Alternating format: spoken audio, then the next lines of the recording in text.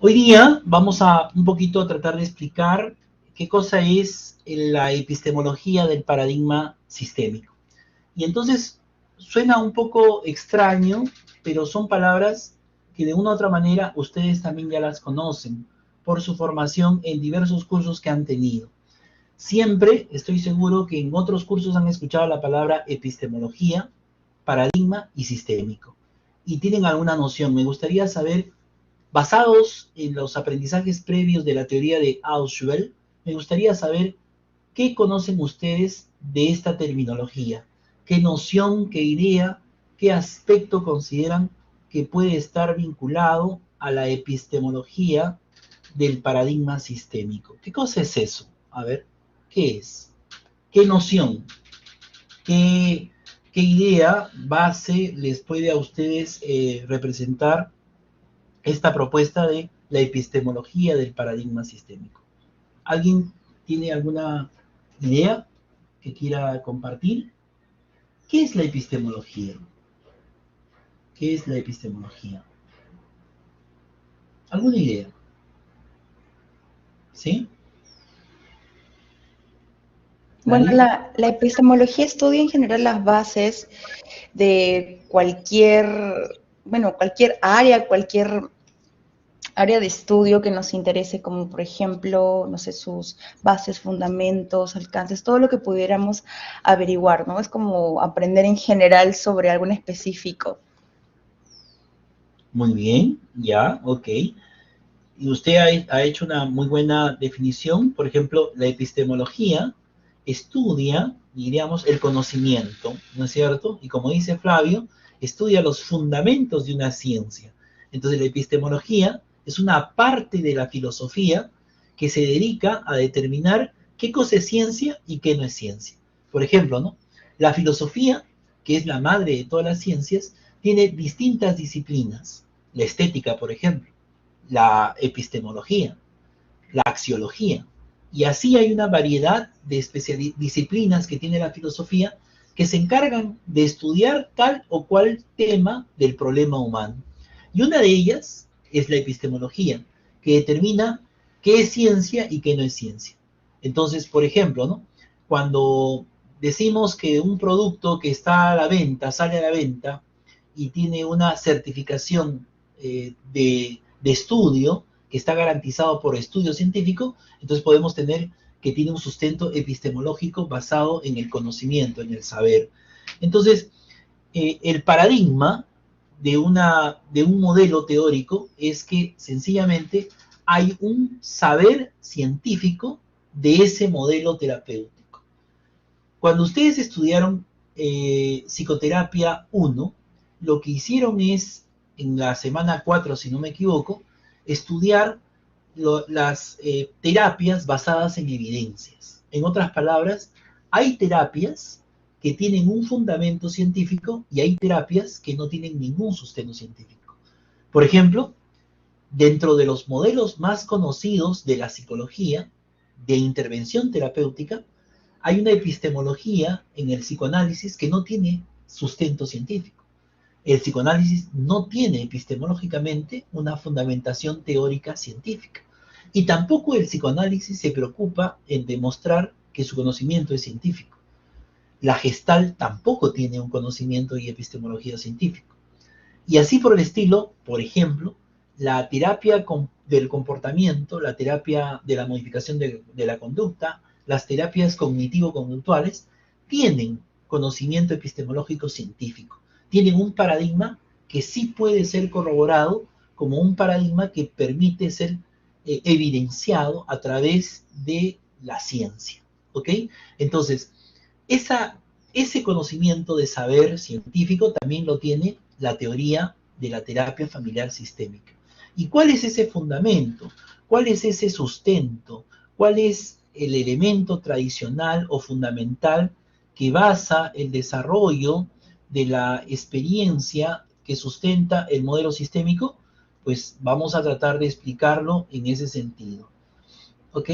Hay un equipo de profesionales, investigadores, que se reunieron más o menos en la década de los años 40, 50, en Palo Alto, California. en esta ciudad de Palo Alto, California, se funda un instituto de investigación de enfermedades mentales. El psicoanálisis que predominaba en ese entonces, que era el paradigma de la salud mental, pero que tenía un enfoque reducido a el paciente, y este paciente en una relación de dependencia total frente al psicoanalista, no podía satisfacer todos los modelos o todos los problemas, perdón, que se presentaban en los pacientes, las enfermedades. Entonces los psiquiatras, los investigadores se dieron cuenta que la forma como se atendían pacientes desde el psicoanálisis no satisfacía las necesidades de la salud mental que en ese entonces se evidenciaban como problemas contundentes, por ejemplo, como la esquizofrenia. Entonces, empieza a aparecer un grupo de investigadores dirigido por un famoso antropólogo, Bateson, y ya vamos me gustaría que empecemos a familiarizarnos con él, Gregory Bateson. Empieza a desarrollar un equipo de formación de científicos que desde otras carreras y de otras orientaciones científicas empieza a desarrollar propuestas para la psicología y en particular para la terapia. Bateson era antropólogo, o sea, no tenía nada que ver con la psicología y menos aún con la psiquiatría. Entonces, Bateson había realizado una serie de investigaciones que más adelante vamos a detallar de pronto con mayor precisión. Este tipo consideró de que había algo en las comunicaciones de los pacientes esquizofrénicos, algo estaba pasando, que cuando, por ejemplo, se iban a sus casas, después de haber sido tratados con los fármacos, con la terapia individual y qué sé yo, pues los pacientes regresaban mucho más complejizados en sus enfermedades, en sus dolencias, en sus situaciones, y entonces empezó a preguntar qué está pasando. Así que formó un equipo de investigación, el cual estuvo integrado por una pléyade de jóvenes extraordinarios y hombres de ciencia, hombres y mujeres de ciencia, que desde diferentes ópticas de enfoque interdisciplinario empezaron a mirar el problema humano para poderle dar solución a algo que encontraron que era el tema central, la relación. En otras palabras, la enfermedad mental, desde este enfoque, podríamos decirlo así, no se traduce en el ser de la persona, sino se traduce en la interacción que establece. O sea, puedo yo tener una enfermedad mental o adolecer de una patología en la relación. Entonces, Bateson formó un equipo integrado por básicamente algunos profesionales. Por ejemplo, estaba William Free, que era un psiquiatra, John Whitlam, que era un ingeniero químico, que luego, incluso por sugerencia de Bateson, estudió antropología, el propio Bateson, que era antropólogo, y que no era nada más y nada menos que el hijo de uno de los más grandes antropólogos en Inglaterra, que trabajó con Gregory Mendel, no sé si se acuerdan ustedes, el papá de Bateson trabajó con Gregory Mendel, era el asistente de este famoso biólogo que formuló las teorías de Mendel, ¿no? Sobre el desarrollo del ser humano. Entonces, este tipo contribuyó a una mirada distinta de la psicología, y también en este equipo estaba un bibliotecólogo, especialista, curiosamente, en películas chinas, especialista en revistas de ciencia, en bibliotecología, y que se integró a este equipo que se llamaba Jay Haley. En esta foto están aquí estos 4 personajes, es una foto histórica, en donde se encuentra parte del equipo, y empiezan a decir, oye, necesitamos hacer algo sobre las comunicaciones esquizofrénicas. Los esquizofrénicos se comunican de una manera diferente, mandan mensajes en niveles y en frecuencias. Es como que, lo voy a plantear así, no sé si me voy a dejar entender o voy a ser comprendido, no sé, ojalá que sí. Una cosa es escuchar radio en frecuencia modulada y otra cosa es escuchar en AM, ¿ok? Bueno, voy a hacer lo siguiente. Una cosa es escuchar música en YouTube y otra cosa es escuchar música en Spotify. Son frecuencias distintas. Hasta ahí. Entonces, cuando las familias se comunican, tienen frecuencias de comunicación en donde, por ejemplo, los que, entre comillas, son normales, se comunican en una frecuencia y los que, entre comillas, tienen patologías, están en otra frecuencia. Volviendo al ejemplo, cuando dialogamos con las personas, de pronto yo estoy hablando en YouTube y usted me escucha en Spotify. Entonces, la fidelidad de mi transmisión de información tiene una frecuencia distinta, está en un nivel distinto. Por lo tanto, cuando queremos dialogar, estamos hablando yo chino y usted está hablando portugués, yo español y usted está hablando inglés. Entonces, observaron que estas comunicaciones y estos diálogos en los esquizofrénicos tenían estos desfases, mientras existían comunicaciones entre las personas que eran llamadas, entre comillas, normales, había lenguajes esquizofrénicos en donde se escondían mensajes ocultos. Entonces, este fue el interés y partieron de esas observaciones iniciales para decir que los problemas de la enfermedad mental no eran problemas individuales en el interior de la persona, sino eran los tipos de mensajes que se transmitían al momento de los diálogos. Quiero preguntarles algo, y ojalá ustedes me estén siguiendo y me puedan responder lo siguiente. ¿Les ha pasado que alguna vez ustedes quieren comunicar algo y la otra persona se da por ofendida? O sea, ustedes le dicen un mensaje y la otra dice algo así como, oye, ubícate, ¿qué te pasa? ¿No? O sea, sí, ¿no? Nos ha pasado, ¿sí? ¿Se dan cuenta? Entonces, no sé si estoy siendo claro en esto. Es clásico, como dice Liliana, es clásico, yo le digo algo a alguien y la otra o el otro se da por ofendido. Entonces yo le digo, oye, sorry, no te quise decir eso, perdóname, no fue mi intención. Sí, que tú toda la vida me hablas así, que te has creído, que te crees más importante que yo, que porque estás en la universidad, en la UPN, ya te la das de sabionda, porque estudias psicología, me estás analizando. Entonces, ¿se dan cuenta? ¿A qué se debe eso? A que justamente hay niveles lógicos de mensajes que cada uno tiene una particular forma de interpretar. O sea, a ver si lo planteo de la siguiente manera, ¿ok? Miren, quiero que ustedes se imaginen en este momento que observan el cielo, o si gustan pueden mirar, si tienen ahorita una ventana cerca, yo estoy cerca acá, tengo una ventana, y puedo observar el cielo, y quiero que me digan qué color tiene el cielo, ¿ok? ¿Qué color? Vamos, escriban ahí todos los colores posibles que ustedes, los que no tienen una ventana cerca y no pueden ahorita mirar el cielo, quiero que se imaginen qué color tiene el cielo y díganlo qué color tienen para ustedes el cielo. Gris, muy bien, celeste, gris contaminado, jajajaja, gris, celeste, gris, celeste, gris, celeste, gris, celeste, celeste, celeste, gris, gris, celeste, celeste, celeste.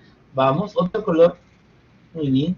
Predomina el gris y se acentúa el celeste. Ojo.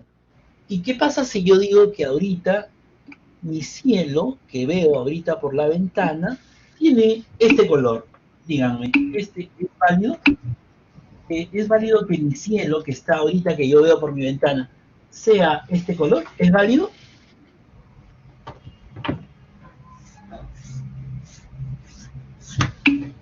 Sí, es válido. ¿Qué otra variante podría haber? Ahora podría yo, en vez de poner celeste, podría poner blanco ahumado, blanco sucio, no sé, en fin, celeste claro, muy bien, se da cuenta. Ahora, si alguien está en un cielo más despejado, me puede decir que incluso puede tener, el cielo está medio amarillo porque está predominando el sol. ¿Se dan cuenta? Entonces, ¿existe una particular lectura cómo es la realidad?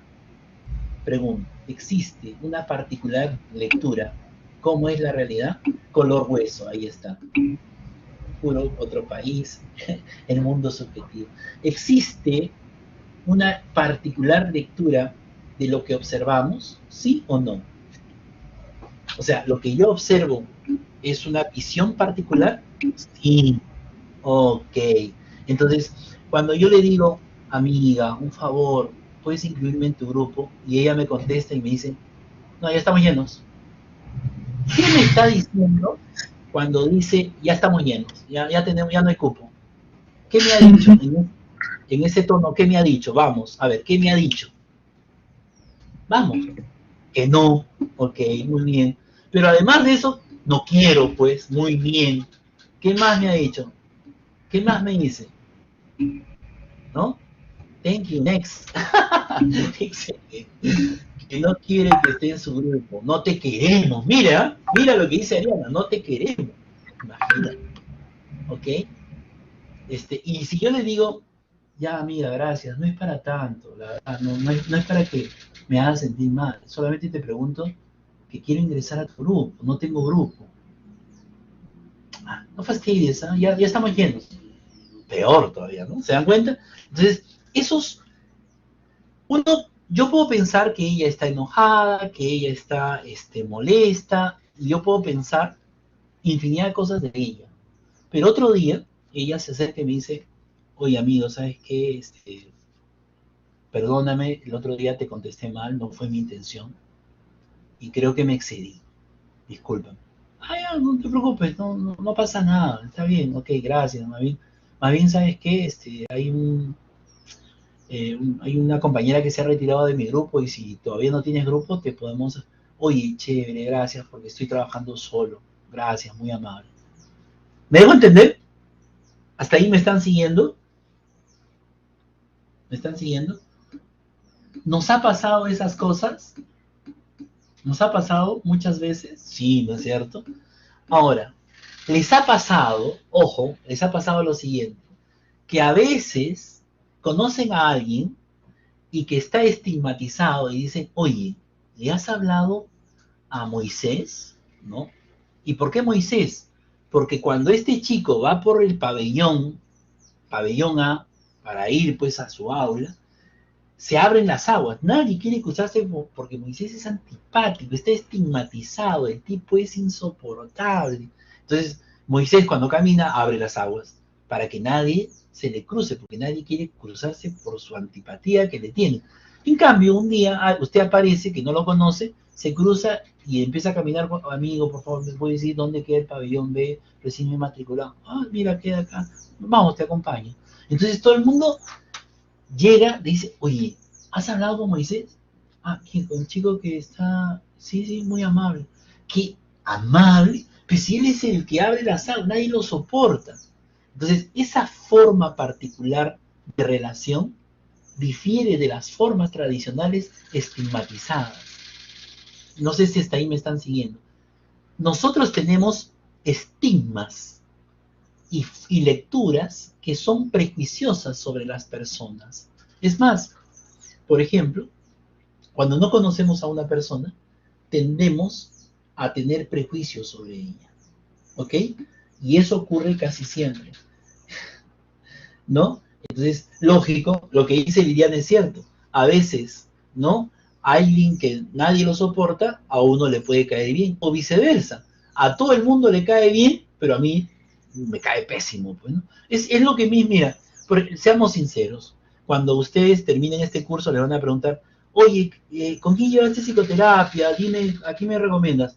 Ah, mira, ¿sabes qué? No lleves con infantes. Ah, madre, que ese profe, no le entiendo nada, para hablando, vas aburrido, Dios no me hace mis tics, ¿no es cierto? Yo quiero hacer mis juegos, van a ver. Entonces, como no tiene esa, entonces dice, es malo, pues, ¿no? Entonces, pero otro dice, oye, ¿con quién llevaste psicoterapia? Oye, lleva con infantes, che, lo máximo, sí, enseña bien, tiene paciencia, no sé cuánto, qué sé yo. Son percepciones, son formas distintas de observar la realidad, ¿ok? Entonces, como el psicoanálisis miraba la realidad de una manera distinta, entonces empezaron a tener unas nociones diferentes sobre la realidad, ¿ok? ¿Estamos? ¿Hasta ahí estamos? Por ejemplo, dice Jonas, cuando te hablan de una persona sin conocerlo, ya tienes esas ideas, por supuesto, ¿no? El prejuicio sale a flote. Oye, ¿llevaste con fulano de tal el curso tal? Oye, sí, no pasa nada. Entonces, ya lo crucificaron a ese profesor, a esa profesora, sin ser Semana Santa, ya está en la cruz.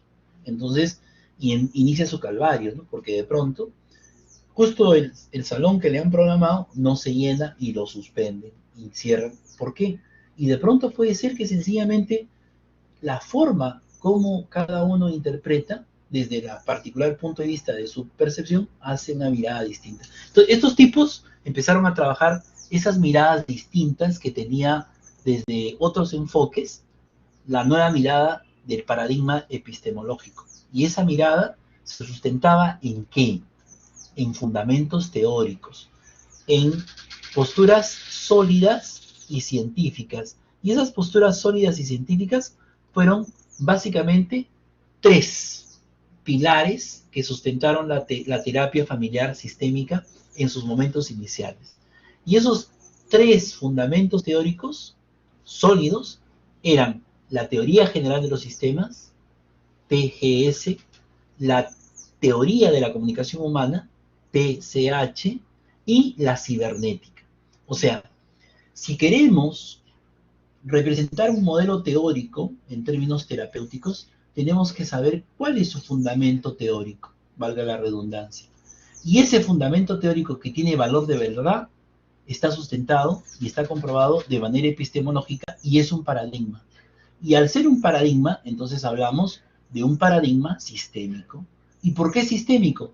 Porque sencillamente entendemos que hay una visión diferenciada del mundo individual, que es básicamente la concepción psicoanalítica, al mundo sistémico, que es relacional, que básicamente es la visión de la familia como sistema, la familia como sistema, la familia como un todo, como una totalidad. Lo que le pasa a un miembro de la familia de manera interdependiente puede influir en cada una de las partes del sistema. Lo que le ocurre, ¿no es cierto?, a una mariposa en un lado del mundo podría tener un impacto enorme al otro lado del mundo. El simple aleteo de una mariposa podría producir un huracán al otro lado del mundo, porque cada uno de los elementos que ocurren de manera interdependiente en las relaciones afectan. Por ejemplo, el paciente identificado, ojo con este término, paciente identificado, cuando va a la consulta porque consume drogas, porque consume cocaína, alcohol, marihuana, lo que fuera, va a decir, ¿no? O la familia va a decir, o los padres van a decir, lo traemos a nuestro hijo porque él consume drogas. Pero el consumo de ese chico afecta a la madre, afecta al padre, afecta a todos los hermanos, afecta a todo el sistema. Lo que él está haciendo de manera interdependiente interactúa en todo el sistema familiar. Pero además de eso, y este es un elemento sustantivo, este paciente identificado está portando un síntoma que le está obligando al sistema familiar a cambiar. En otras palabras, la forma como se está desenvolviendo este sistema ya no tiene solución y necesita cambiar. Entonces, cuando uno enferma, el sistema le pide un cambio. ¿Ok? Entonces, a ver, resumiendo, hemos dicho, una familia tiene un paciente identificado. Ese paciente identificado es el portador de un síntoma. Ese síntoma expresa la necesidad de cambio de un sistema. Esa necesidad de cambio de un sistema se expresa en un fundamento de estudio, que es un estudio que vamos a hacer sobre la base de tres pilares. Vamos a estudiar la familia con la concepción de la teoría general de los sistemas, con la teoría de la comunicación humana y con la cibernética. ¿Estoy hasta ahí claro? ¿Hasta ahí estamos? ¿Me he dejado entender? ¿Alguna duda? Si no, para hacer un alto y tener un descanso. Creo que me pasé de la hora y necesitamos hacer un break, ¿no es cierto? Creo que estamos en la hora del break, me he pasado, pero podemos parar para hacer un break. ¿Todo claro? ¿Alguna pregunta? ¿Hasta ahí alguna duda?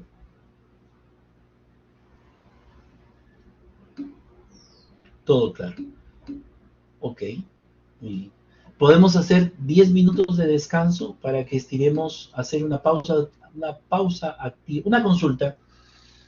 Está en el aula virtual, PPT, ¿o no está? Sí está.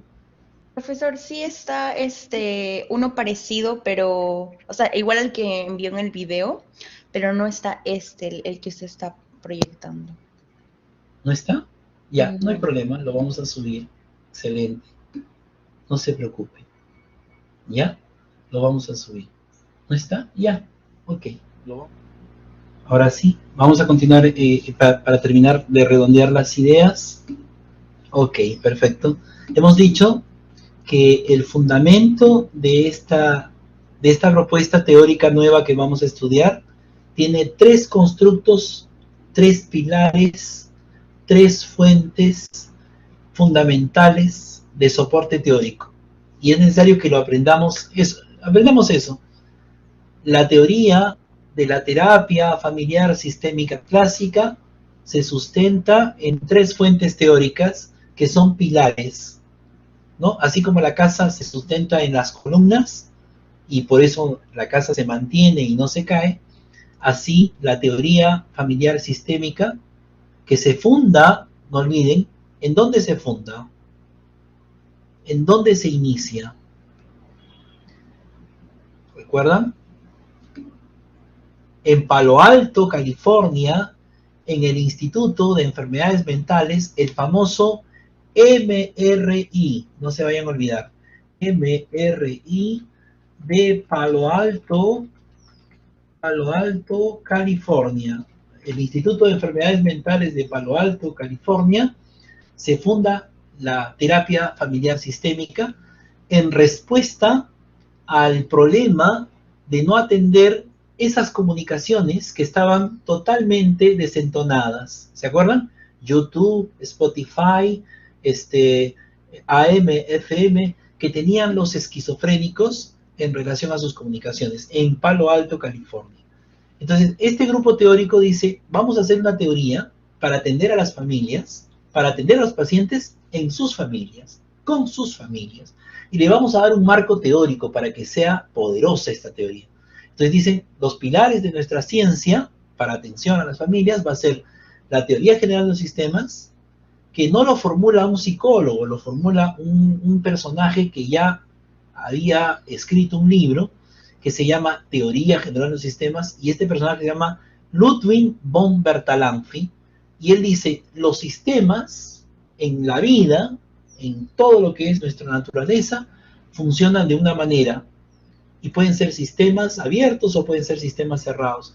Entonces la teoría de la terapia familiar dice, oye, estos principios de los sistemas nos interesan, porque vamos a hacer que la familia sea un sistema que funciona, ya sea abierto o cerrado según las circunstancias, y vamos a darle estos conceptos adaptados al funcionamiento de las familias. Toman esa teoría y dicen, teoría, ven para aquí, vamos a utilizarte para desarrollar una propuesta terapéutica. Luego, en ese proceso, ¿qué sucede? Václavic escribe unos documentos en relación a las familias esquizofrénicas, de cómo se comunican. Él, en realidad, ojo, debo señalar esto y que quede bien claro, Gregory Bateson era antropólogo y nunca hizo terapia, pero siempre observó terapia. Y en función a la observación que él realizaba de lo que hacían los terapeutas en las sesiones de terapia, él observaba, empezó a hacer sus notas y empezó a escribir unos artículos sobre la esquizofrenia. Y esos artículos, que fueron escritos por Bateson, al final se interpretaron y se escribió un libro que se llamó La teoría de la comunicación humana, que fue escrita por otro personaje histórico que se llama Paul Václavic.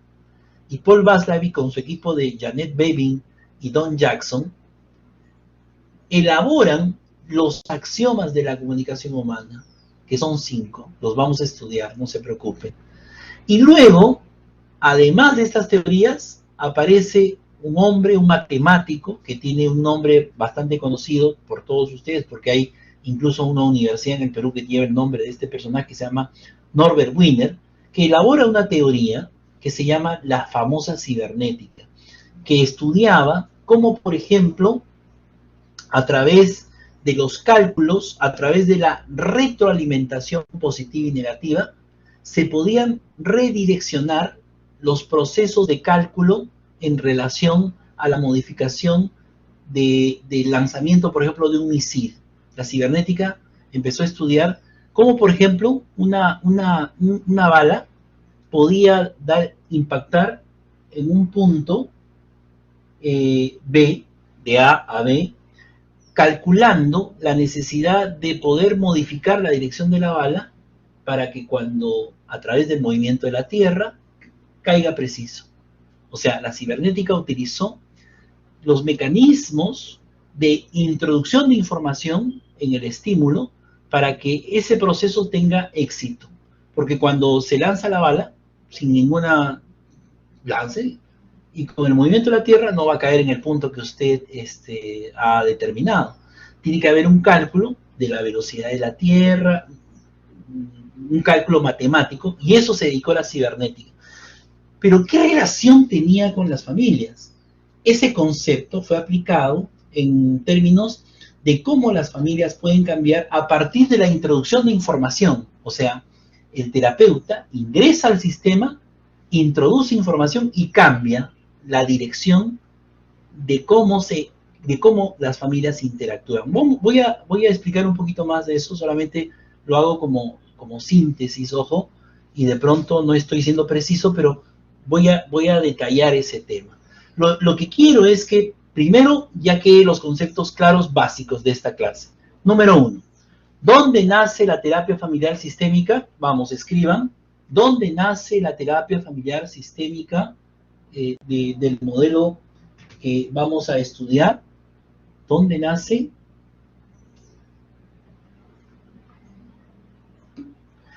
En Palo Alto, California. ¿Cómo se llama el instituto? El instituto que desarrolla la investigación en relación a los mensajes que tienen las familias, los pacientes esquizofrénicos en sus familias. ¿Cómo se llama ese instituto? En sus siglas en inglés tiene una denominación. En sus siglas en inglés tiene una denominación. ¿Cómo se llama? Está ahí en el texto. MRI, ojo, MRI, no confundir. MRI significa, en inglés significa Instituto de Enfermedades Mentales. Ustedes saben que en inglés se altera el orden de las palabras, ¿no? ¿Ok? Instituto de Enfermedades Mentales. El equipo de profesionales que funda esa institución, es el que promueve esa institución, se llama el antropólogo. ¿Cómo se llama el antropólogo? ¿Cómo se llama el antropólogo? ¿Quién es el que organiza ese equipo de dirección? Gregory Bateson. Muy bien.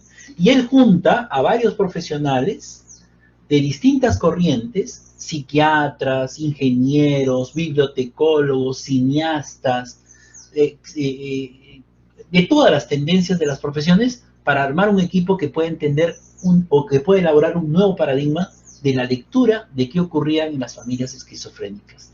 El primer director del MRI fue Don Jackson. No sé si vean la carátula de este libro, por favor. Biblioteca de Psicología 100. Teoría de la Comunicación Humana, dice Paul Watzlawick, austriaco, Janet Bevin, Badelas, y Don Jackson. No sé si ven, Don de Ávila Jackson. Este señor, el tercero de este libro que está aquí, que fue uno de los elementos teóricos de la terapia familiar, fue el primer director del MRI. ¿Ok? Vamos a hablar más adelante también algo de él, ¿ya? Tiene un marco referencial nada más. ¿Ok? Entonces vamos un poquito a darle fundamento. Si una casa tiene columnas, ¿cómo es que las columnas se sujetan a la tierra? ¿Sobre qué? ¿Sobre qué? ¿Cuál es la base de las columnas? Muy bien, con las zapatas, excelente, ya está, genial, sí. Pero ¿cómo se llama eso? O sea, las columnas están afirmadas, ¿ok? La base, ¿no? Lo que sustenta, tiene que haber un sustento. Si hay columnas, hay una base, ¿ok? Entonces, la teoría de la terapia familiar sistémica tiene columnas, y esas columnas son la teoría general de los sistemas, la teoría de la comunicación humana y la cibernética. Y la base de todo eso, ¿qué cosa es? ¿Qué es lo que nos diferencia a nosotros de otras especies vivas. ¿Cuáles son las especies vivas? A ver, ¿qué especies vivas conocemos? ¿Qué especies vivas conocemos? ¿Cuál es la principal especie viva que nosotros conocemos y formamos parte de ella? ¿Cuál es la principal? Vamos, contesten. Muy bien, los humanos, los seres humanos. Esa es una especie viva. La segunda, más importante, ¿cuál es? ¿Cuál es la segunda especie? Los animales, excelente. Y la tercera, ¿cuál es? Muy bien, las plantas, excelente, ¿no? La vegetación, muy bien. Entonces, los animales, las plantas y nosotros, los seres humanos, somos seres vivos, ¿ok? Y nosotros como seres vivos tenemos algunas diferencias con las plantas y algunas diferencias con los animales. ¿Qué es lo que más nos diferencia de los animales y de las plantas? ¿Cuál es el punto que marca el hito de que seamos, entre comillas, superiores? Entre comillas, ¿no? La racionalidad. Muy bien, el lenguaje, la comunicación, excelente. En parte, ese lenguaje nos permite, como dicen ustedes, razonar y tener intelecto. Excelente. Entonces, ¿cuál es la base que sustenta esta comunicación, perdón, esta forma de poder interactuar con otros seres humanos? Es nuestro lenguaje. Quiere decir que la plataforma que sustenta esos pilares es el lenguaje. El lenguaje nos distingue.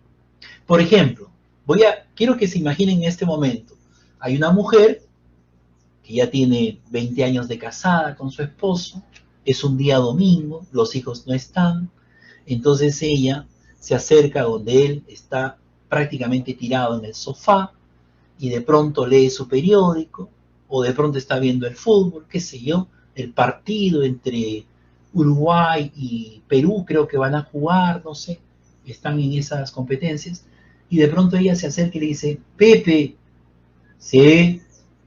¿Me quieres? Sí, pero dímelo con cariño, le dice ella, ¿no? Y Pepe deja de ver el fútbol, o deja su periódico y le dice, la mira y dice, te quiero con cariño. ¿Ok? ¿Ha habido lenguaje? Pregunto. ¿Ha habido una comunicación donde ha habido lenguaje? Sí, muy bien. ¿Y ese lenguaje ha confirmado lo que la señora quería de Pepe? O sea, ella le pregunta, muy bien, no, no, ¿por qué no? ¿Por qué no ha confirmado lo que ella le pregunta? ¿Por qué? Vamos a ver, intervenciones, quiero que ustedes me digan, a ver, ¿cuál es la clave? ¿Qué es lo... Muy bien, a ver, Flavio, vamos, Flavio, te escucho, vamos, Flavio. Creo que porque el lenguaje emocional, bueno, perdón, el mensaje emocional que acompañó al mensaje no lingüístico no eran acordes, ¿no? Entonces eso le hace dudar de lo que le está diciendo. Y aparte no era lo que ella esperaba. ¿Y cómo le llamas tú a eso que dices lenguaje emocional? ¿Cómo podrías diferenciar? O sea, por ejemplo, hay un lenguaje, ¿qué tipo de lenguaje podría haber? Uno, ¿de qué tipo? A ver. Bueno, los complementos paralingüísticos, ¿no? Y también lo no verbal. Muy bien, lo verbal. ¿no? Excelente. Entonces, nosotros tenemos un lenguaje verbal, por ejemplo, ahorita yo estoy hablando, es un lenguaje verbal, y hay detrás de ese lenguaje verbal, ¿qué cosa? Si hay uno verbal, como dice Jones, hay otro que se llama no verbal, lógico. Entonces, cuando la señora le dice, Pepe, cuando dice, Pepe, ¿cuál es el mensaje verbal? ¿Cuál es el mensaje verbal? Vamos, ¿cuál es el mensaje verbal? Ella le dice, Pepe, vamos, ¿qué le está diciendo? Ok, préstame atención, está emocionada, quiere atención, excelente. Y cuando le dice, Pepe, ¿me quieres? ¿Qué hay detrás del me quieres? ¿Qué quiere ella? ¿Qué quiere ella? Que le muestre afecto, lógico. Entonces, si yo le digo a esta señora, le digo que sí la quiero, y si ese sí la quiero es Sí, te quiero. ¿Qué connota el sí, te quiero? No verbalmente, ¿qué le está transmitiendo? Que en realidad, ¿qué cosa le dice? ¿Qué le dice? Que no la quiere, o que la quiere, ¿por qué? ¿Por qué le responde así? Por, ¿no? Por cumplir, muy bien. Entonces, volvemos al mismo tema. ¿Se acuerdan? ¿Se acuerdan que dijimos lo siguiente? ¿Se acuerdan? Chicos, está excelente, qué bacán, qué chévere. Esas ideas casi obligado, también lo hace por cumplir, excelente, por compromiso, genial. Miren, qué poderoso es el lenguaje. Vamos a empezar. Voy a recapitular el inicio de la clase. Los que han estado del principio y me están siguiendo, vamos a hacer una diferencia. Vamos a hacer un ejercicio de cómo, miren, el tono del lenguaje impacta. Muy buenas tardes, mi nombre es Eduardo Infantes. Soy el especialista en el curso de terapia familiar. No sé si mi nivel de conocimiento sobre la terapia familiar sistémica pueda ser comprendido por todos ustedes, estudiantes de esta universidad prestigiosa. Mi profesionalidad data de muchos años de experiencia y soy prácticamente el pluscuamperfecto de la terapia familiar sistémica en el Perú. Ah, qué rico soy. Ok, muy bien. ¿Qué he transmitido ahí? ¿Qué he transmitido ahí? Superioridad, muy bien, Angie, eso. Ya me hubiera dormido, Yasmín, soberbia, excelente. Modo papirriqui, soberbia, ese ego, genial. Aburrimiento, lógico. Egocentrismo. Ahora, está bien, perfecto. Pero pregunto, ¿es válido también que alguien transmita de esa forma un mensaje? Digo, ¿es válido? Antipatía, genial, genial todo lo que están poniendo. ¿Es válido que lo exprese así? Pregunto, ¿es válido? Es válido. Porque así se siente esa persona en ese contexto, como lo que ha planteado ahorita Flavio me parece excelente. En el contexto de pronto es válido, ¿no? Ok, perfecto. Sin embargo, sí reporta un tipo de relación. Una vez que el tipo hable así, ¿cómo nos cae? ¿Cómo les cae a ustedes? Imagínense que yo hubiese empezado así, ¿no? Yo empecé diciendo, ¿no? Yo recuerdo que empecé, muy buenos días, mis criaturitas del Señor, ¿no es cierto? Y después por ahí le mandé, ¿no? Buenos días, mis guapuras, ¿no? ¿Se acuerdan? Entonces, traté de buscar un lenguaje mucho más coloquial, de confianza, de lo que ustedes le llaman romper el hielo, de tratar de acercarme a este espacio tan difícil como es la comunicación a través de esto, donde yo miro la cámara y no los veo a ustedes. Yo estoy hablando. Si alguien me estuviera viendo, dice, este pata está loco, ¿no? Habla solo, le habla al computador. ¿Cómo es eso? ¿No? Entonces, ¿se dan cuenta? Entonces, miren, el lenguaje es lo que marca nuestra relación. ¿Sí? El lenguaje es poderoso. ¿Ok? ¿Hasta ahí estamos? Entonces, el lenguaje nos permite construir una realidad distinta. En el primer caso, un docente soberbio, altanero, antipático, egocéntrico, pedante, insoportable, intolerante, todos los adjetivos que ustedes quieran que son válidos, que el propio lenguaje incluso verbal nos puede denotar y connotar. Del otro lado está la dinámica relacional que busca, carambas, que los chicos se sientan bien, que son 3 horas largas, que de pronto, por ser un curso teórico práctico donde hay que tener algunos elementos teóricos, no es tan sencillo transmitir tantos conceptos en poco tiempo. De pronto las diapositivas no expresan lo que está diciendo el maestro, o de pronto el estudiante no está comprendiendo, pero no se atreve a decirlo. ¿Se dan cuenta? ¿No? Ajá, eso que dice Jonels es importante, ¿no? Detrás de este mensaje también hay emociones.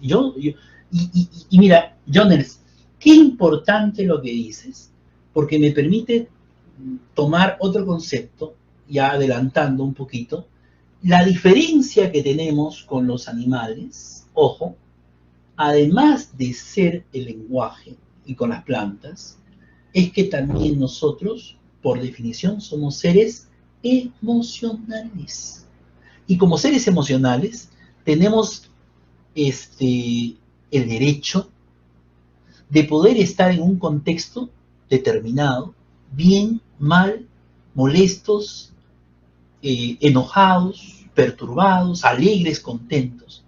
Por ejemplo, ¿no? Miren, si en este momento hubiera algún factor que me enojara, que me molestara, que con justa razón yo me incomodara respecto a, por ejemplo, de pronto un comentario o de pronto alguna impertinencia mía, que incluso de pronto pues digo algo totalmente fuera de contexto y yo mismo me siento mal por lo que he dicho y me cambia el carácter.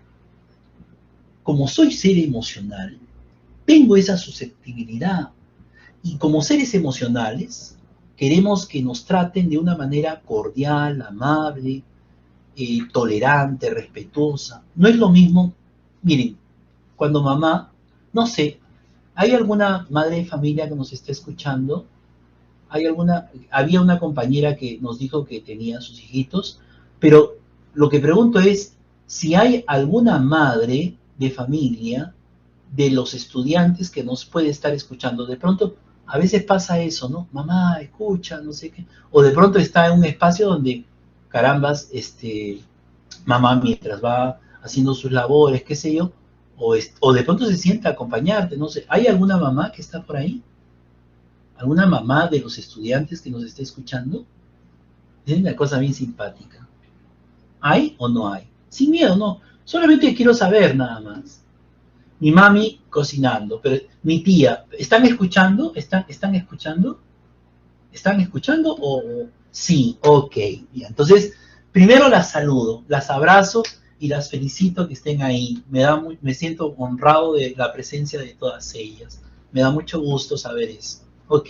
Su hermanito, genial. ¿Cómo se llama el pequeño saltamontes? ¿Cómo se llama? Sander, ok. Sander, mi saludo, mis cariños, mis afectos. Espero pues que estés ahí compartiendo con tu hermana, qué lindo. Eso que estás haciendo va a ser el recuerdo en los próximos años. Cuando pasen los años, van a recordar esta experiencia. Ahora tú puedes decir, hermana, ¿qué dice? No entiendo nada. De pronto, ¿no? Pero cuando pasen los años, ¿te acuerdas, Sander, cuando escuchábamos clase de la UPN? Sí, oye, yo no entendía nada, pero sí me acuerdo, acá yo estaba sentadito ahí a tu lado, porque sabe Dios, ¿no? Alguna razón en particular. Entonces, eso le va a dar la posibilidad de recuerdo a través del lenguaje. Y entonces, y van a vivir emociones cuando recuerden. ¿Se dan cuenta? Ahora, a lo que quiero llegar es a lo siguiente. Decía si había alguna persona. ¿Qué pasa cuando esta tía, ¿no? Cuando esta tía, esta madre o este hermanito le pide algo a usted, ¿no? Por ejemplo, no es lo mismo pedirle, hijita, por favor, arregla tu cuarto, mira, ¿qué te parece si lo haces este fin de semana? ¿Sí? Por favor, te doy, mira, estamos miércoles, tienes jueves, viernes, sábado, domingo, y el lunes vemos cómo están las cosas, ¿sí? ¿Ya, mi amor? Entonces, ese es un mensaje, ese es utilización de un lenguaje. Pero que dicen, toda la vida, ese cuarto desordenado, qué barbaridad, ya estamos miércoles, ni siquiera tienes tu cama, esa ropa es del domingo, todavía tú ya sí quieres estudiar, que no sé cuál, y todavía sí vas a estudiar psicología, ¿no? Entonces, Dios, así no da lógico consuelo, ¿sí? Por ejemplo, miren, les pongo otro ejemplo. Chicos, miren, por favor, ¿han revisado el aula virtual? Ya he subido 4 primeras clases, hay videos, hay libros, hay diapositivas separatas, armen su carpeta. Y de pronto, de los 40, ahora somos 37, algunos ya se han ido, ¿no? De los 37, de pronto solamente 7 han revisado el aula virtual. Y como les he pedido, miren, por favor, háganse este material, de pronto, la próxima semana no van a ser 7, van a ser 14. Y si sigo motivando, de pronto van a ser 40 a la tercera semana. Ok, pero si les digo un mensaje que tenga un tono burlón, sarcástico, de pronto desatinado, o de pronto insolente, hasta poco educado, entonces ustedes incluso van a sentirse agredidos, maltratados. El lenguaje es poderoso, ¿no? No es lo mismo decirle, ¿se acuerdan? Ya, con este ejemplo ya quedamos, creo que el caso cerrado, como dice en la televisión, ¿no? ¿No? Mira, ¿sabes qué, María? No eres tú, soy yo, ¿no? O sea, y empieza el dilema, ¿no? De por qué termina la relación y qué sé yo. ¿Se dan cuenta? El lenguaje es potente. Cómo decimos las cosas, ¿sí? ¿Ya? Entonces, miren, el lenguaje esquizofrénico fue estudiado en las familias esquizofrénicas y eso marca un hito para poder, bajo los conceptos teóricos de estas tres teorías, teoría general de los sistemas, teoría de la comunicación humana, cibernética, sobre la base del lenguaje, construir un modelo teórico terapéutico alternativo a los grandes problemas de la comunicación. Quiero que se graben esta idea. Por favor, les pido, esta idea es clave para nosotros en nuestra concepción sistémica. ¿Ok? Ojo, atención, atención. Esta es la idea. El problema es el problema. ¿Ok? Por lo tanto, la persona no es el problema. En otras palabras, cuando el modelo psiquiátrico, el biológico, cuando el modelo terapéutico enfoca su atención en la persona, entonces prevalece el diagnóstico y ese diagnóstico quiere decir que quien tiene que cambiar es la persona. En cambio, cuando nosotros decimos que la persona es la persona y el problema es el problema, lo que tiene que cambiar es la relación, porque el problema es la relación. Por ejemplo, si vamos al primer caso. Chicos, ¿me están siguiendo, sí? ¿Me están siguiendo? ¿Estoy siendo claro? ¿Estoy claro? ¿Sí? ¿Soy claro? Ok. Ya. Vamos al primer caso. ¿Se acuerdan de ese profesor pedante, insolente, soberbio? Ahí él está estableciendo una relación, ¿cierto? Está estableciendo una relación. Yo sé más que ustedes sabe Dios si me van a poder entender, y entonces él establece una superioridad extrema, ¿ok? En donde él se pone como una suerte de semidios y el estudiante se convierte en una suerte de no docto, ignorante, sin luz. Dicho sea de paso, cuando nosotros decimos alumno, estamos afirmando que ese estudiante, mal llamado alumno, es un personaje que está al otro lado de la pantalla, sin luz, sin lumno, sin luminosidad, sin luz. Entonces, por eso es que nosotros decimos estudiante, ¿no? Usted es un estudiante. ¿Por qué? Porque tiene lo que Auschwitz señala como aprendizajes previos, conoce muchos temas. Cuando yo le digo, la psiquiatría tradicional, los modelos médicos, los modelos psicológicos que no son sistémicos, conceptúan que el problema es la persona. Por eso es que usted habla de trastorno de personalidad limítrofe, usted habla de paciente con dependencia emocional, usted habla de cuadro depresivo en fulano, sutano, mengano, perencejo, cuadro de ansiedad. Todos los diagnósticos están individualizados. Nosotros hablamos de que ese trastorno, ese diagnóstico, podría ser tratado en la relación.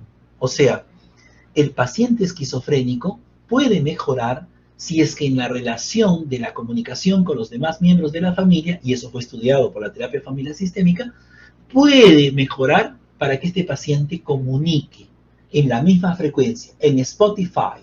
Toda la familia, Spotify. Toda la familia en YouTube. Toda la familia en Antena, toda la familia en la misma frecuencia. Y cuando eso logramos a través del lenguaje, el paciente puede ser esquizofrénico, puede ser depresivo, puede ser ansioso, puede ser lo que quiera dentro de los modelos que convencionalmente conocemos, pero la relación marca un trato diferenciado. Paréntesis. Cuando yo era estudiante en el internado, recuerdo mucho el caso de un estudiante, de un paciente que me asignaron, que era un jovencito de 17 años, que tenía, Dios, todos los diagnósticos habidos y por haber, consumía todas las drogas. Yo estaba en el área de farmacodependencia, en el Instituto Nacional de Salud Mental Honorio Delgado y Hideki Noguchi. Entonces, el chico consumía drogas, prácticamente de la A a la Z, tenía un diagnóstico de paciente esquizofrénico, tenía un trastorno obsesivo compulsivo, se masturbaba unas 6 a 8 veces al día. O sea, el chico estaba totalmente estigmatizado. O sea, prácticamente era un caso perdido, ¿no? Que de hecho era muy complicado. Me lo mandaron, yo era estudiante, yo era interno de psicología, ¿no?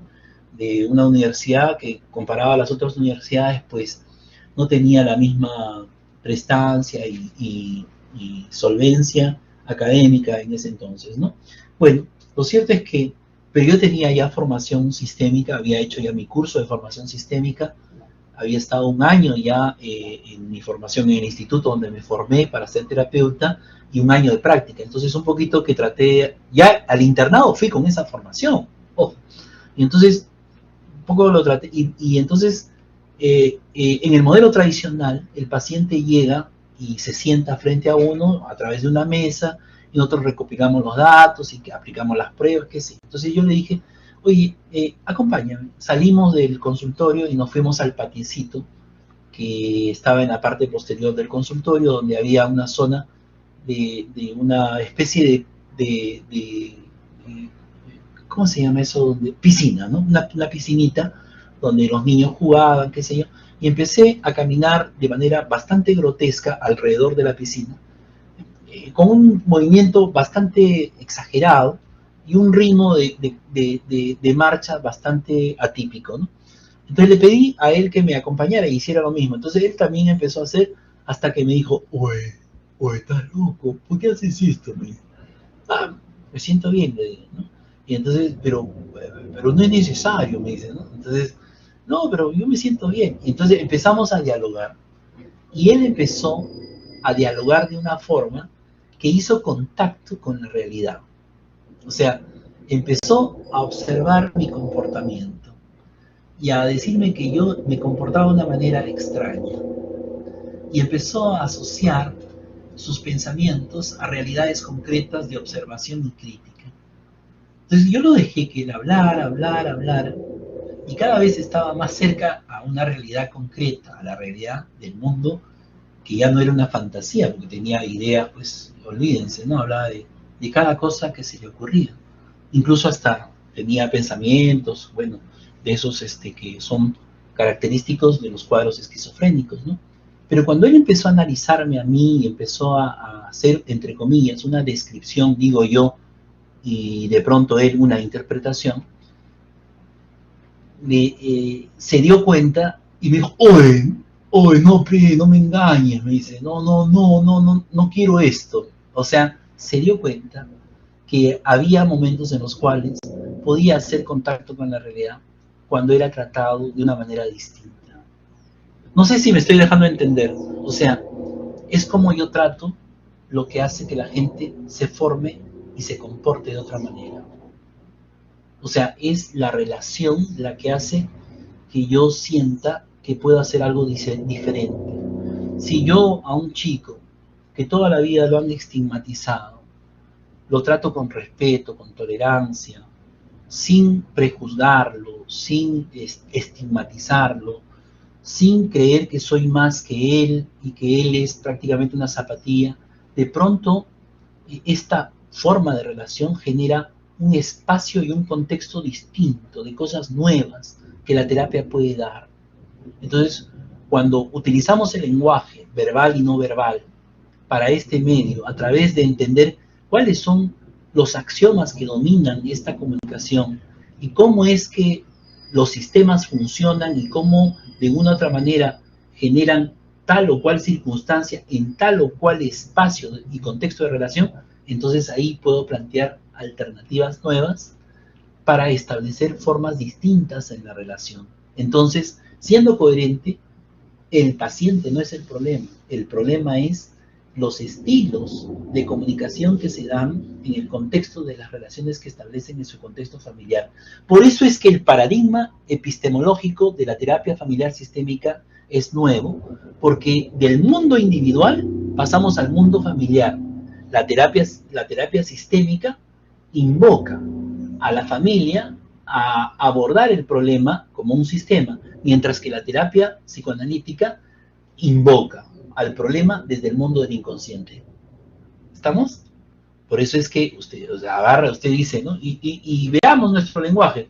Cuando usted escucha hablar a alguien y le dice, oye, te estás proyectando, usted está estigmatizado por la concepción psicoanalítica. Oye, no racionalices, no proyectes, estás negando. Entonces, esas formas de comunicación en nuestro lenguaje denotan, connotan y expresan una forma de interpretar, y esa es la interpretación del sesgo que tenemos del psicoanálisis. En cambio, cuando describimos qué color es el cielo, es gris, es blanco humo, es celeste, es ahorita está amarillito, ahorita está entre verde agua, verde limón, una cosa así. Esas diferenciaciones en la percepción que tenemos nos las da la particular forma de describir que cada uno de los miembros de una familia tiene respecto al problema. Y entonces en la terapia familiar escuchamos a un padre que de pronto minimiza el comportamiento agresivo de su hijo, una madre que puntúa de manera muy preocupada que su hijo sea violento, un hermano que dice que el hermano mayor, al momento de describir la situación, dice, no, mi hermano está así porque sencillamente papá y mamá andan peleándose como perro y gato. Y de pronto la tía, que también vive en la casa, agarra y dice, no, es que él, en realidad, Pedrito, el niño que está siendo atendido en la terapia familiar, Pedrito es un chiquito muy introvertido. Entonces, al final, le preguntamos a Pedrito y Pedrito tiene otra idea. Entonces, tantos miembros existen en una familia, van a hacer con su lenguaje una descripción individual desde la percepción que tienen del problema. Por lo tanto, ¿cuál es el problema? ¿Pedrito? ¿El padre? ¿La madre? ¿La tía? ¿El hermano? ¿El profesor que les ha derivado a terapia? ¿El sistema de salud que lo ha etiquetado al niño como fronterizo, borderline, hiperactivo, TDAH, espectro autista? El problema es la dinámica, muy bien, Consuelo. El problema es esa relación que se da, porque el niño puede ser lo que quiera, pero cuando mejora las relaciones, se va a poder tener un contexto favorable. Así es, ¿ya? Eso es lo que estoy tratando de explicar y no sé si estoy siendo claro. ¿Hasta aquí vamos bien? Y lo que dice Lisette, cierto, pues, la manera en que perciben, ¿cómo percibe usted el problema? Por ejemplo, mire, terminada esta clase, unos van a decir, incluso los que nos estén siguiendo, verificando si hacemos las cosas, si no hacemos las cosas, ellos tienen su parte, ellos tienen una lectura. Profesor no hizo sus dinámicas, profesor no hizo sus jueguitos de TikTok, no sé qué cosas más. Lo que yo necesito es transmitir una información y concientizarlo a usted para entender un nuevo paradigma. Y luego vamos a ir, porque es un curso teórico práctico, vamos a ir viendo algunas cosas más que nos pueden ayudar.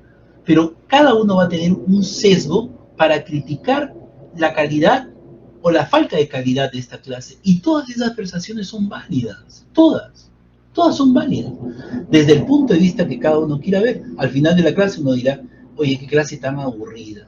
Uno dirá, oye, me pareció interesante. Otro dirá, oye, ¿qué dijo? ¿No? Entonces, otros dirán, oye, sí, me parece cosas que valen.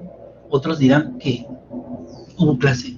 Entonces, todas esas percepciones diferenciadas son desde el particular grado de motivación que cada uno tiene, ¿no?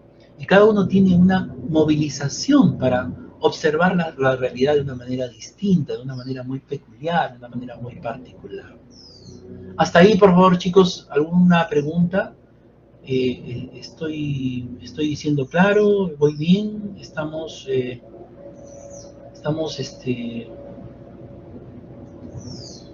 dejándonos entender.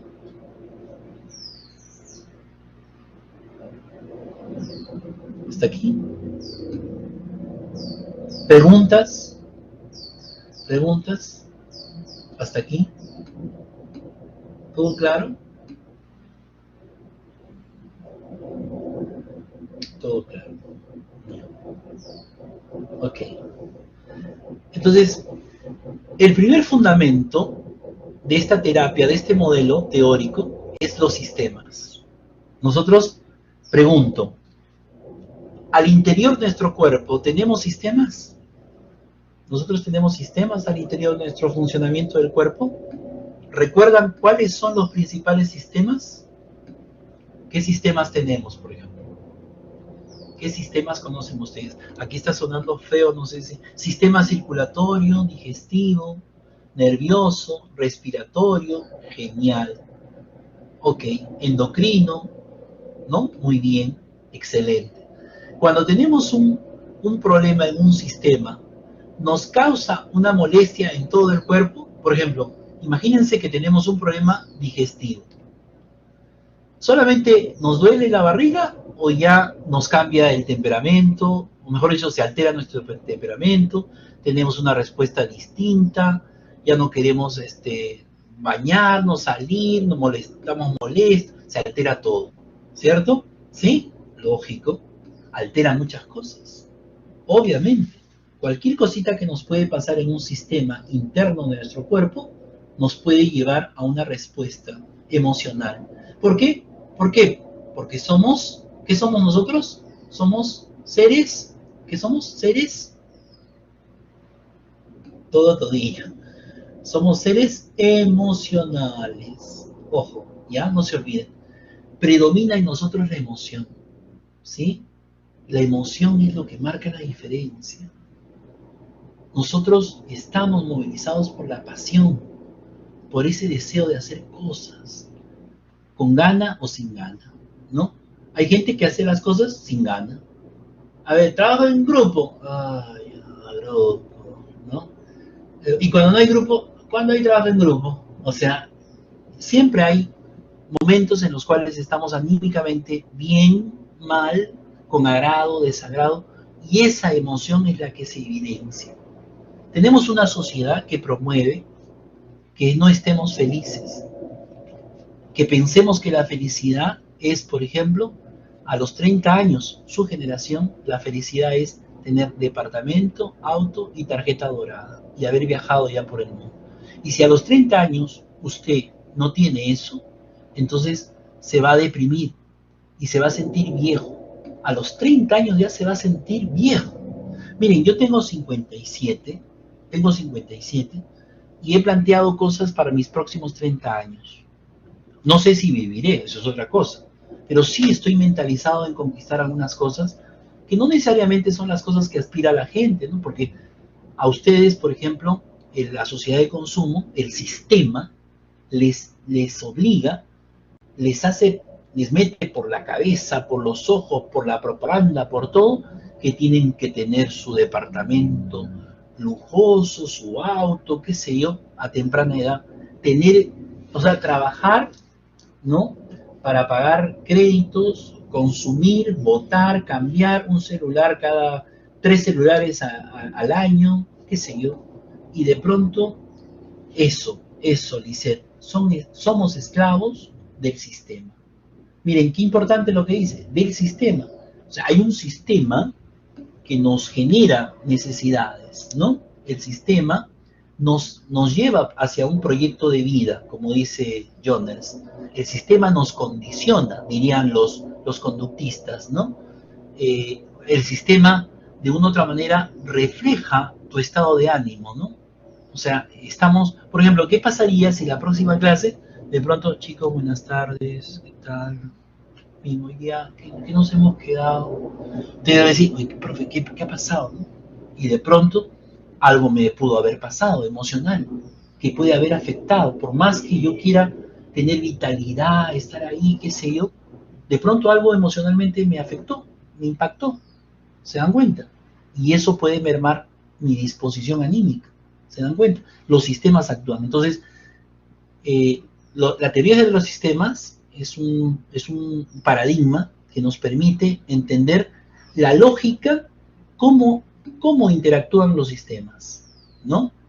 Lógico, ¿no? Si nos condicionan, entonces existe... me pregunta Miguel, si nos condicionan, entonces existe el libre albedrío. Es tan fuerte el condicionamiento que nos hacen creer que incluso, por ejemplo, el libre albedrío es que, por ejemplo, tú decidas hacer o no hacer que te obliga el sistema. Pero curiosamente, es tan fuerte la oferta del sistema dominante que te hace creer que aún decidiendo con libertad no someterte al sistema, por otro lado te estás sometiendo, ¿no? Por ejemplo, es como que, vamos a suponer que tú dices, no, yo no voy a comprar un celular de marca o qué sé yo, ¿no? Pero por otro lado estás consumiendo otra cosa que de pronto también forma parte de la exigencia del sistema. El sistema siempre gana en relación al consumo, ¿ok? Salvo que tú te metas pues a una comunidad de estas no contactados o de estas comunidades que forman parte aisladas, ¿no? Y que ya no quieren someterse a esta brutalidad de condicionamiento que nos provoca el sistema global, ¿no? O sea, a nivel mundial estamos muy sometidos en ese sentido, ¿no? Bueno, entonces veamos cómo esto de los conceptos de los sistemas involucran en las familias. Profe, ¿y qué tiene que ver los sistemas en relación a los temas familiares? ¿Por qué la teoría general de los sistemas se aplica en las familias? Porque la familia, ojo, ingresa y sale información, ¿ya? Porque la familia, como dice Lisette, es un sistema. Y un sistema que se organiza, que tiene reglas, que tiene normas, que tiene límites, que tiene estilos de interactuar. Y entonces, en las familias existe información de entrada, por ejemplo, nuestros padres, cuando hemos sido pequeños, nos han dado pautas de cómo debemos comportarnos, ¿sí?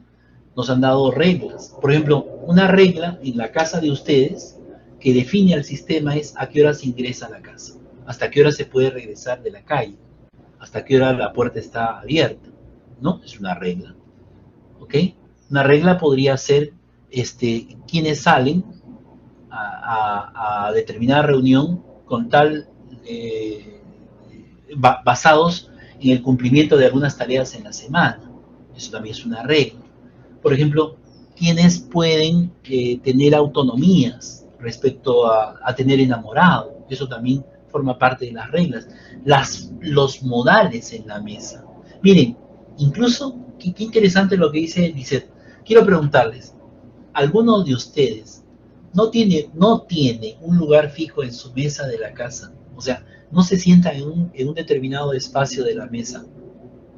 ¿Alguno no tiene? Es casi común que exista en la organización de la casa un lugar para cada uno, ¿no? Es más, tenemos un plato favorito, tenemos hasta una taza, un cubierto, tenemos muchas cosas que nos diferencian de todos, que nos hacen sentir que somos seres autónomos dentro de un sistema. Es más, incluso hasta por jerarquías nos podemos sentar en la mesa. Papá, mamá pueden estar en los extremos de una mesa rectangular, por decir, ¿no? Y a ambos lados están, por jerarquía, los hermanos mayores y del otro lado los menores, por decir, ¿no? Y esas ubicaciones, de una u otra manera, generan ciertos niveles de relación, ciertos niveles de comunicación. Y por un lado ingresa información, sale información, y así se van interactuando.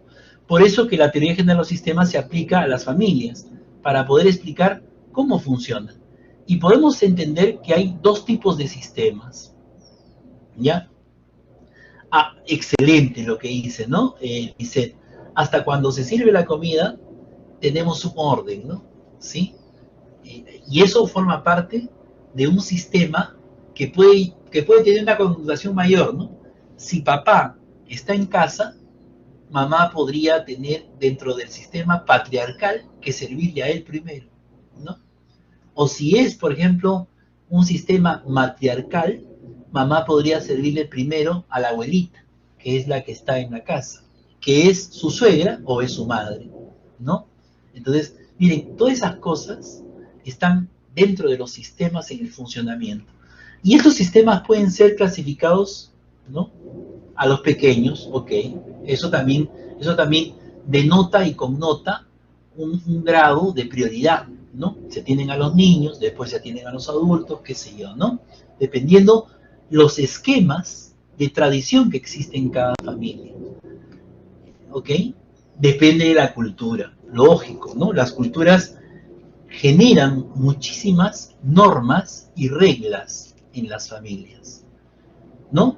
Ahora, si hablamos de sistemas, podemos clasificarlos en sistemas cerrados y sistemas abiertos. Los sistemas cerrados son todos aquellos donde no entra ni sale material. O sea, por ejemplo, todos los que están relacionados a la física ordinaria, por ejemplo, son sistemas cerrados que se consideran aislados del medio ambiente, ¿no? Todos aquellos que forman parte de la física están orientados. Por ejemplo, un sistema cerrado podría ser una olla a presión. Una olla a presión, no sé si cuando se hace el arroz o el guiso, ¿no?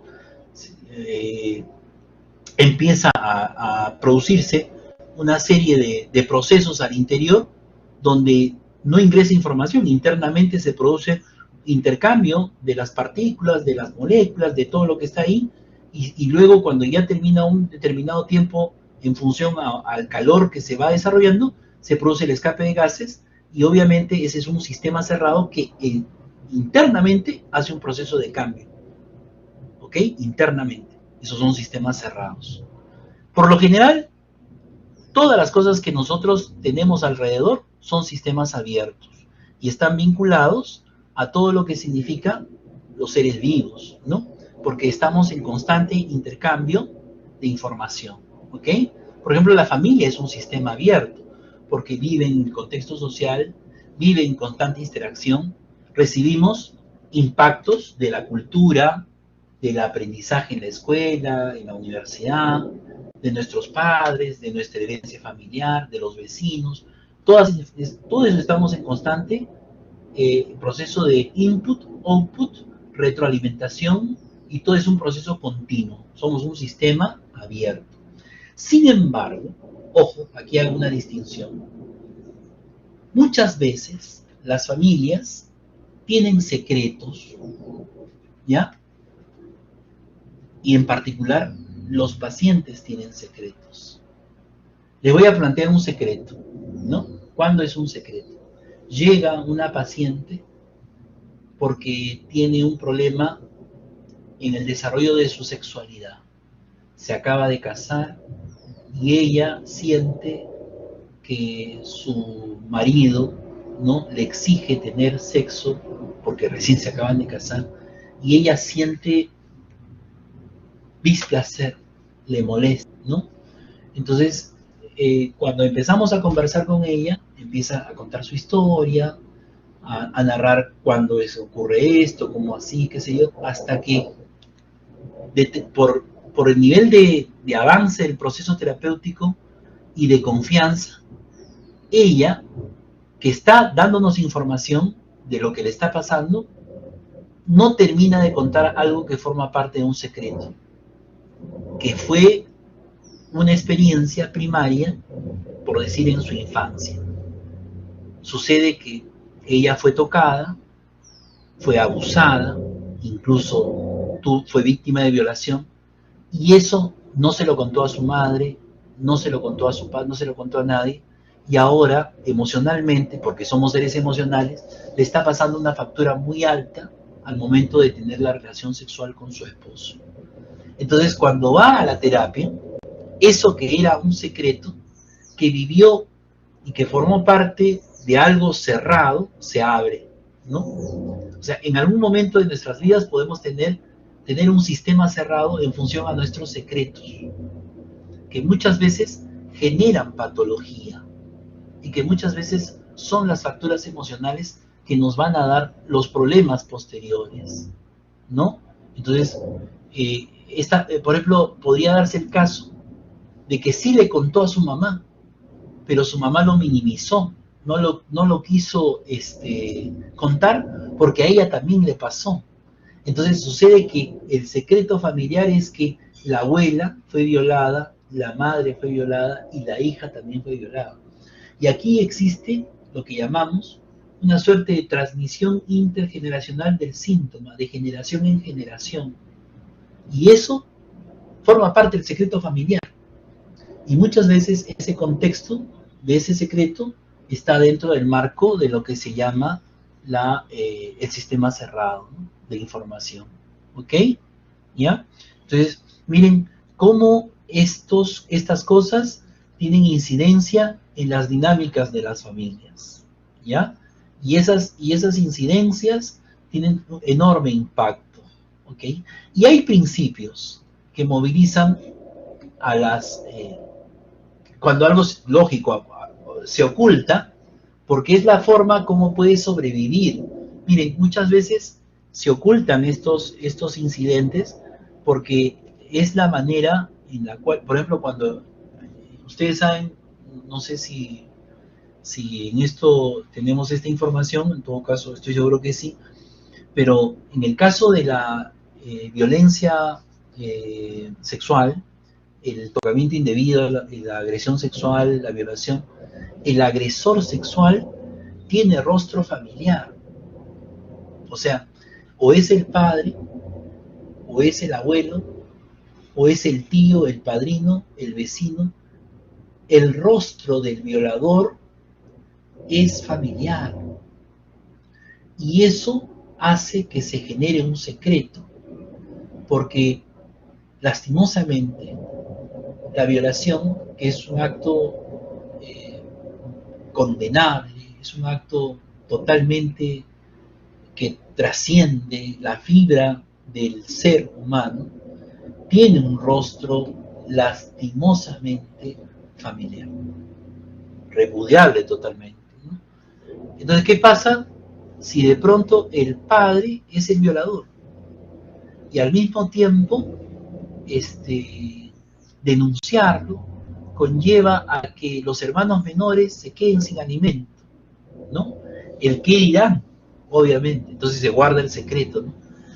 Y ese guardar el secreto le va a llevar a que algún día, ¿se acuerdan la olla de presión? ¿Sí? El sistema cerrado explote, ¿no? Porque esta chica no va a aguantar no tener, lógico, lo peor que podría pasar, como dice Angie, sería que esa niña se suicide, ¿no? Pero ya lo hace en una etapa de pubertad. Cuando es niña, de pronto no comprende porque o no termina de entender qué es lo que le está pasando y pensaba, porque hay muchos casos donde estas chiquitas, el agresor sexual les hace creer de que es parte de la vida tener que hacer lo que ellos le piden que hagan. Y como la niña, en su fantasía, no sabe, no entiende, es un juego, como dice Angie, lo puede entender como una... Y es más, el agresor le dice, este es un secreto entre tú y yo, ¿sí? Y hace que sea un sistema cerrado de relación, en donde no interviene la madre, donde no interviene la persona que le puede proteger. Perdóneme, ¿me estoy dejando escuchar bien? Ahorita está bien fuerte el sonido, qué pena. No sé si... ¿Sí? Estoy siendo... ¿Sí? ¿Me dejo escuchar? Ah, qué bueno. Yo estoy muy preocupado porque la verdad que yo sí acá tengo un sonido muy, muy fuerte. Ah, por favor, y perdóneme, discúlpeme, me he extendido teóricamente porque quería explicar este punto y no sé si los estoy aburriendo, no sé, y no quiero, pero quiero pasar ahorita un videíto que muestra un concepto sobre los principios. Está claro, ¿no? Está, ya, está interesante, ya, qué bueno. Ya, entonces miren, a ver, A ver, pero ayúdenme ustedes, interrúmpanme por favor con confianza, con preguntas, porque esto que estoy señalando es una... Yo ya tengo 20 años en terapia, desarrollando terapia familiar, y he encontrado con...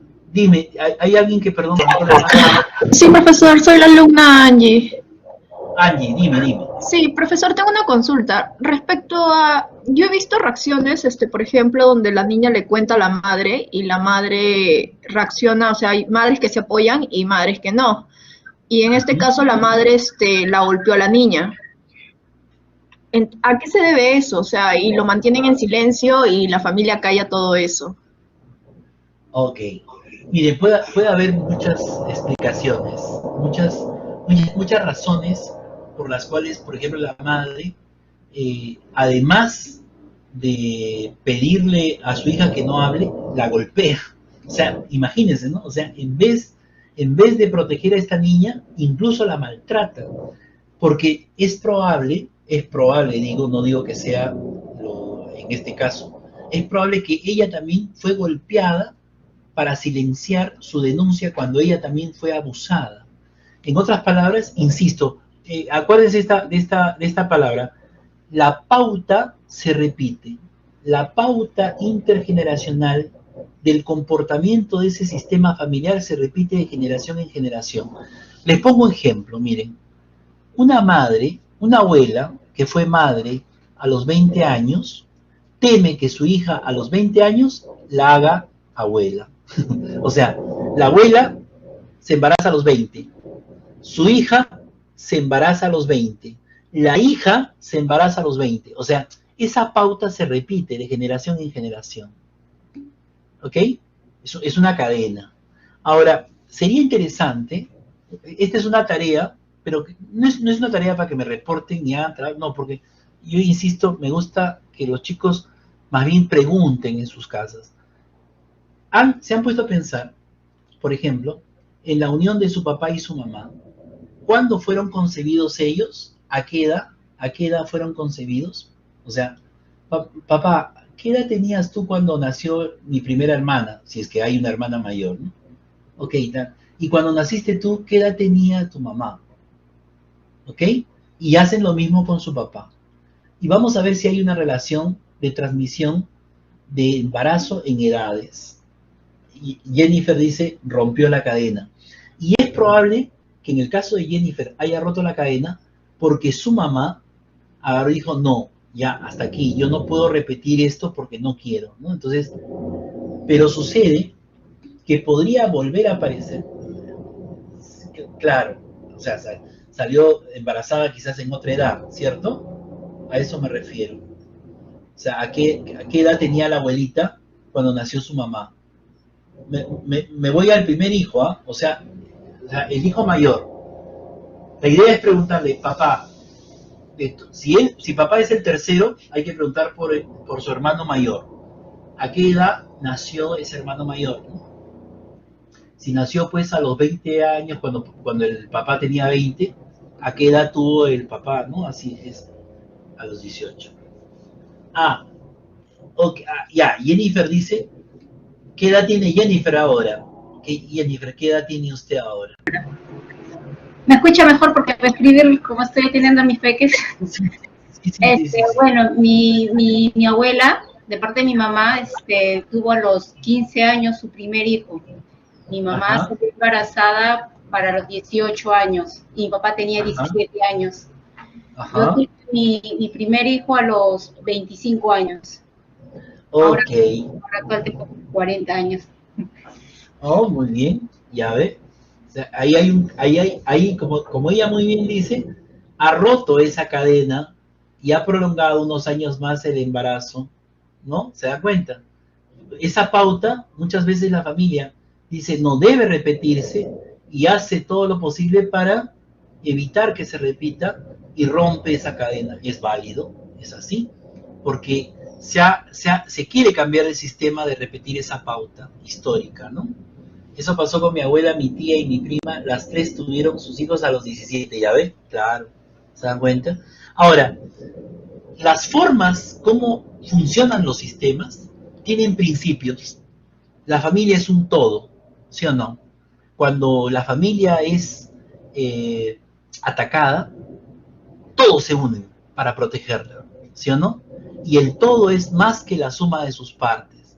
Por lo tanto, si la familia es un todo, cuando enferma a alguien, también la enfermedad es del todo. No sé si me dejo entender, ¿está claro?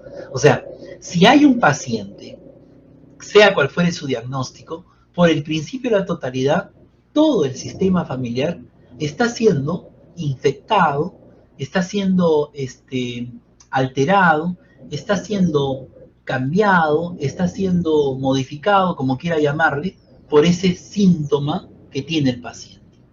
¿Ok? Por el principio, como el COVID, lógico. Si uno de los pacientes en la casa enferma de COVID, todos nos alteramos, todos nos vemos afectados, ¿no? No se trata de que uno se infecta, no, no es así, ¿no? El COVID es una enfermedad sistémica, miren, porque ha introducido y ha infectado el sistema familiar, ojo, ¿no?